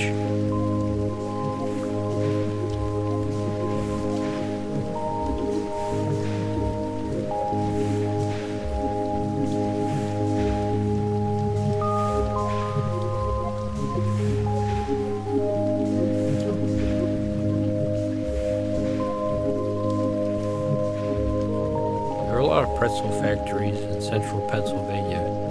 Chips too. That's why it's often referred to as the snack belt. Amongst a few counties, there's Utz's Pretzels and Chips, Hers Pretzels and Chips, and of course, Snyder's of Hanover.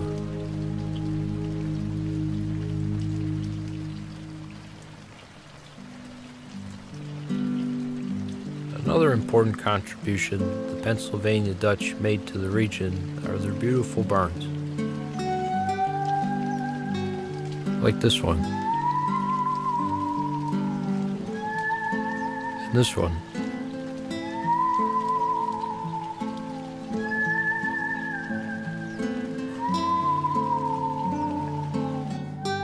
And this one. And this one. This round barn, called a spring house, was designed to keep milk cool in the summer. It's one of my favorites. Okay, I apologize. I was just kidding.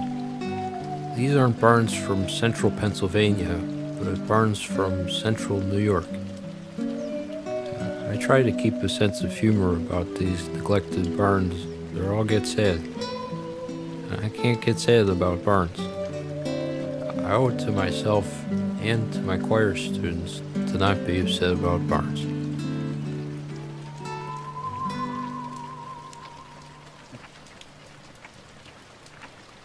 Are you still with me? Are you still with me, Gus? Huh. Gus is the 32nd most popular dog name. You know the 90th most popular dog name? Oreo. I've actually got another idea. Something that helps me fall asleep is listening to voicemails I receive from friends and family. I've got a few here I'd like to show you. Well, Joe, happy Halloween. It's 20 minutes after 9 on Halloween evening. When you get a chance, give us a call. Hi, honey, it's Mom. Just saying hello. I'll talk to you later. Bye. Happy birthday, sweetheart. I'm finally getting around to it today. Many, many more, honey. I'll talk to you later. I love you. Bye-bye. Hey, Joe, this is Charles. I'm playing phone tag with this girl, so, I still haven't heard yet, but I'm feeling the flake coming on. So I will probably be able to go to Phantom of the Opera with you. Alright, bye. Hey, I just realized. Sheds are little barns. Hey Joe, it's Elise. It was nice going out with you again last night, but I've got to be straightforward.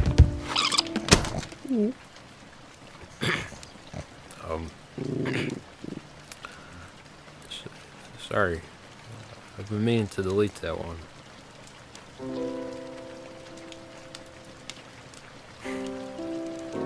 When we would go out, I would have to wear running sneakers so that I could run home after she gave me a good night kiss.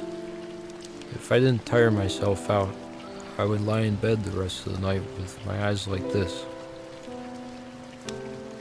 Anyhow, after I received that message, I did the same thing I usually do when stuff like that happens. I went to the batting cages. It's tough to worry about women when you're focused on fastballs. And also, it feels good to hit stuff with a bat. Nice. Nice. Nice. Nice. Home run. Another home run. Can I share my secret about the batting cages with you? You let the first pitch hit you so that your adrenaline kicks in, and then you hit the rest of them to the moon.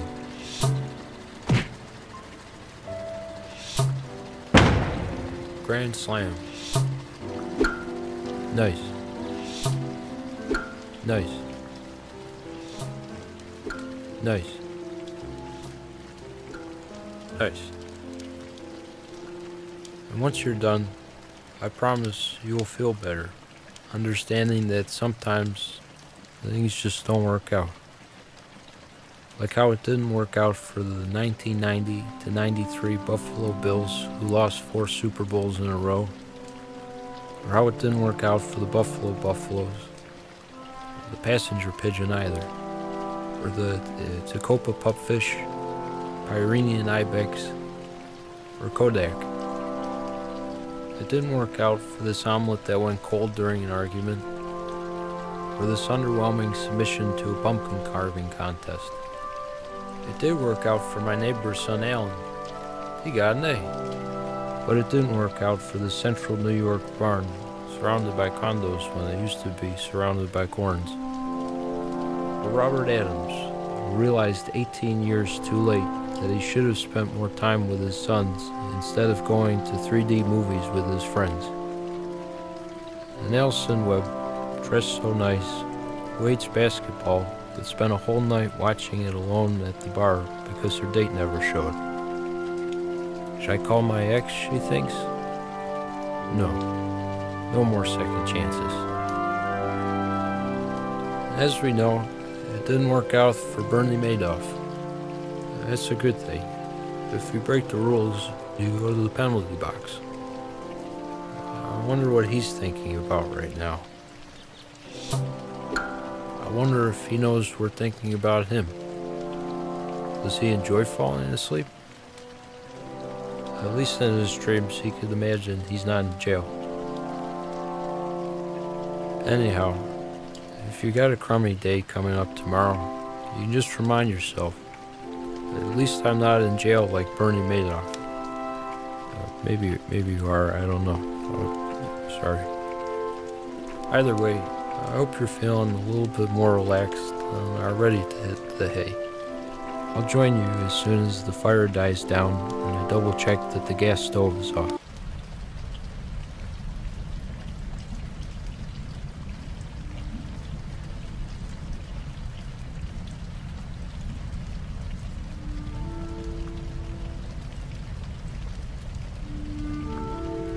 Hello. My name is Joe Pera, and don't worry, no one turned me into a cardinal fish.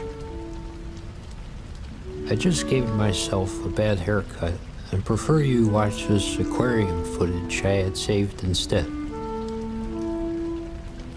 Well, not so much saved as unused, much of it because it's too relaxing.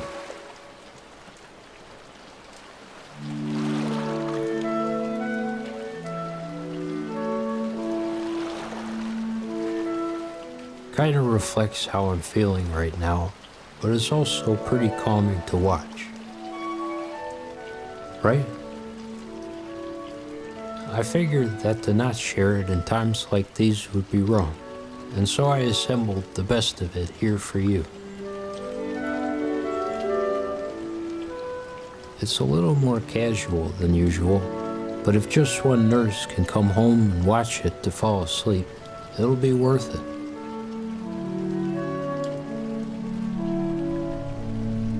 I mean, I can't think of a much better use for my footage of a clay pot.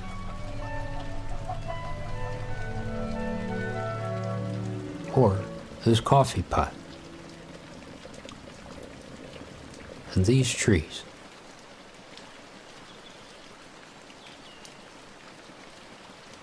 It's a shame that we couldn't find a place for them before now, but I have learned that people mostly want to watch shows about people, so I tried to respect that.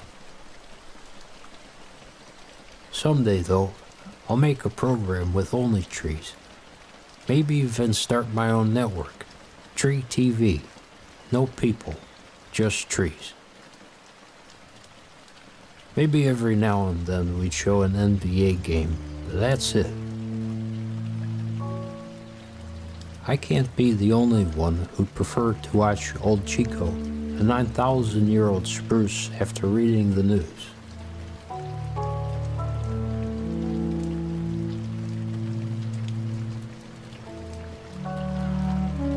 The downside is that my network won't provide much opportunity for human actors, but as we reassess what is essential, I wonder if actors are.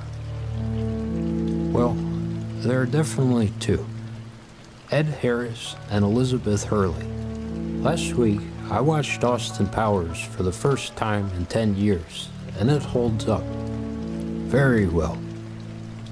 A complete send-up of spy films, and one of the things that makes me laugh most. And Elizabeth Hurley is the perfect straight man to Austin Powers. She's one of the few people who can rein him in, and that is no small feat.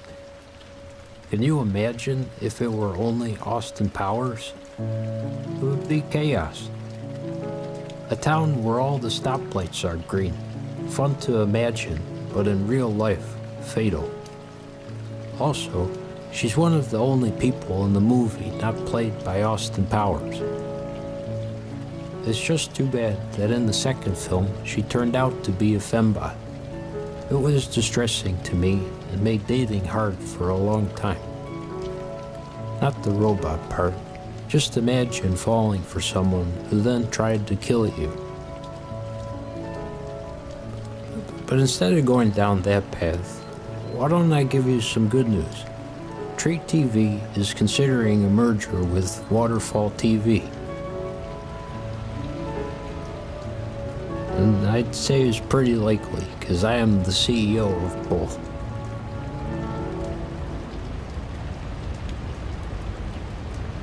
Look at this. Trees on the move.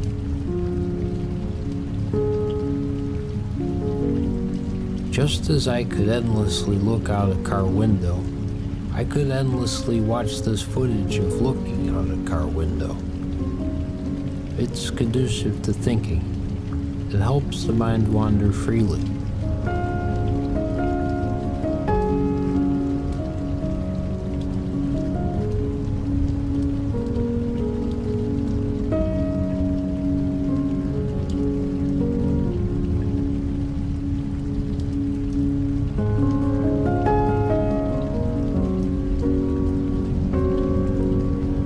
I recently discovered a great simple recipe I'd like to share with you. is called maple syrup toast. Basically, you take a slice of bread, toast it, and then cover it in real maple syrup. If you do it just right, it's better than a steak for me. Not only that, but you can eat it for up to 2 meals a day without getting sick. The syrup is energy. Just please don't eat it while you're driving. It's so good you might crash. Sometimes, simple meals are the best. Like 2 apples. Me and my friends know this.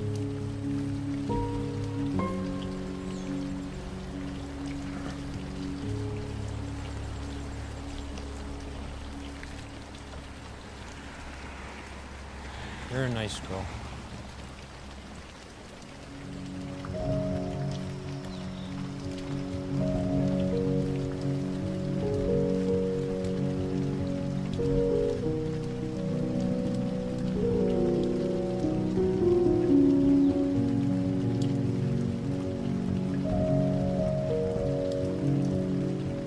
There's some more footage of fish I'm excited to show you, but I wanted to show you this first.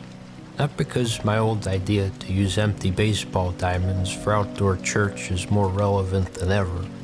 It's just nice to watch the groundskeeper lay down the chalk lines. He's giving boundary to the boundaryless, and it's kind of comforting to watch in these times.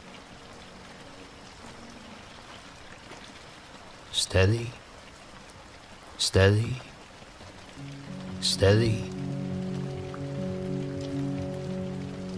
When we were learning geometry in 3rd grade, my teacher explained that unless it intersects with another line, a line will continue on indefinitely, even if the paper ends. With craft paper, pencil, and a little arrow, I could create something that continued forever. What incredible power for an 8-year-old. I don't know about you, but lately I've been doing a lot of sitting, so much that my back has begun to get sore. Stinks. I thought I was good at sitting. Despite all the sitting, I tried my best to stick to a routine. This grid paper on which to sketch my days. Wake up, call all my uncles by 10 a.m. At noon, eat lunch to the sound of my refrigerator humming. Then do one of 3 things I meant to do. Eat dinner, then read or watch a Bull Bar movie and go to bed. The next day, I'll do it again. Sounds humdrum, but now, more than ever, my routine is what stands between me and the abyss. I learned this lesson when one evening I decided to stay up all night to see what would happen. Instead of going to bed on time, I drank a coffee after dinner, and then watched 4 Bull Bar movies. It was great until the sun came up and I saw that there's nothing separating days but sleep. And though days have cycles and seasons have cycles, time is not a cycle for us, just a straight line. One that doesn't continue forever, but that's alright, because my routine helps me forget this. Anyhow, I've been taking a lot of comfort lately in the 2nd law of thermodynamics. Usually I don't, but right now, it's nice to know that all natural processes are irreversible and things are always moving forward.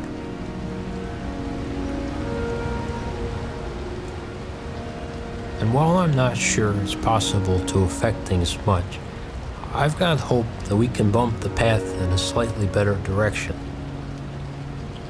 There's a quote about how, over time, the direction of the moral universe curves towards justice. But that is not science, and my friend brought it up recently to suggest she didn't believe it. If that were true, she said, Henry Kissinger would be in jail. He's still alive, I said. There's still time. Positive thinking. What else are we supposed to do? What do you want me to tell you? I reached in explored a bit to find something that might be of use for us, and came back with Austin Powers. And you know what? Amen. I mean, same as you. I wish we could all see the world through the eyes of a poet. But you know, we had the chance. It was called Google Glass, and we took it for granted. That's a final joke for the nurses.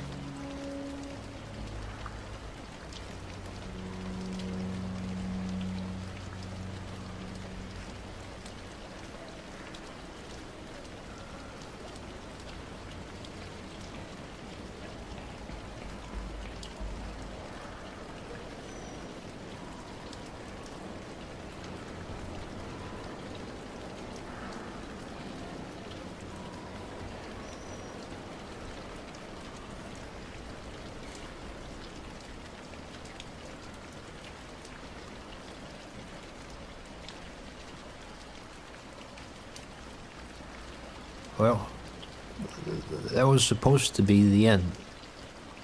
But I told them I've got more aquarium footage, so they asked me last minute to extend this. So, I guess I'll keep going.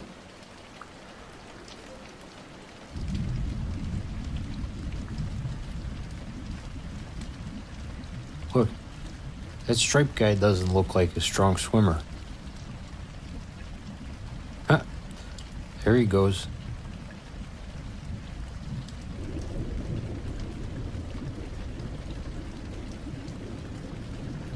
Don't let your kids see. There's more than one Dory.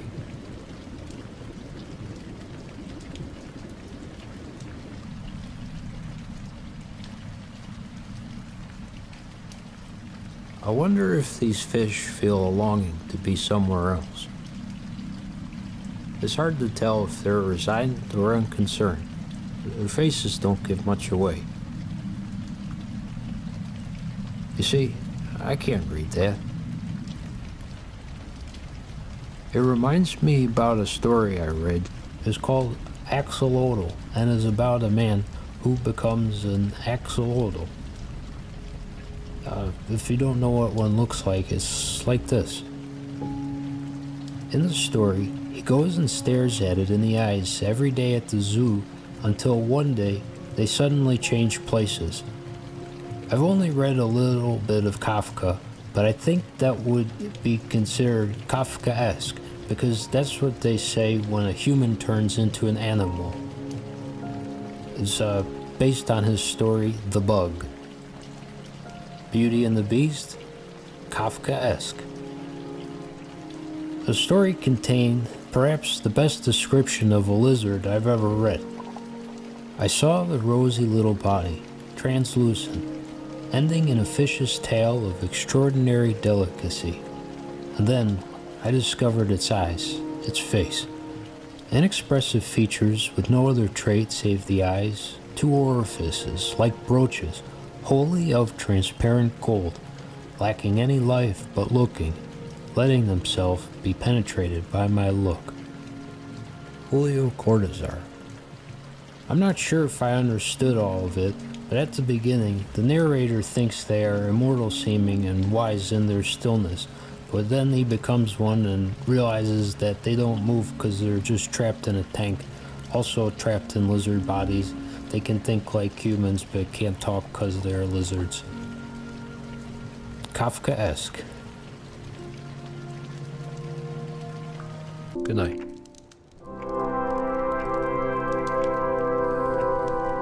What do you think, Gus? Should we do a late night snack or a big egg breakfast? Yeah, I think so too.